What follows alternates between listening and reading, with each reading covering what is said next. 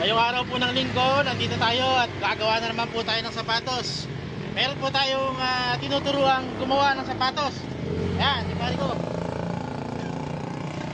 Interesado siyang gumawa ng sapatos. Tinuruan natin. At ito na yung mga gawa niya, idol. Ayan. Ayan, tinahin niya na yan, paikot. Meron pong humabol ito kay Sarge, kay Sargento. Ayan. Ang problema naman po ng sapatos niya ay nadudurog na ang swelas. Yan. Big shoutout po sa mga kapulisan natin. Yan. Nagpagawa po ng swelas. Kadalasan, ito po yung mga nagiging issue. Yan, rumuro po. Pagka ganito po, hindi na po makukuha ng remedyo yan. Sa mga nabaklas na swelas.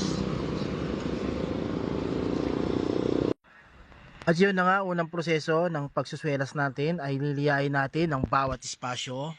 Yan, sa mamamagitan yan para magandang pagkakala. Palitan natin swelas. Ito na siya. Bagong bago na at napakatibay. With warranty. Kabilaan na po yan.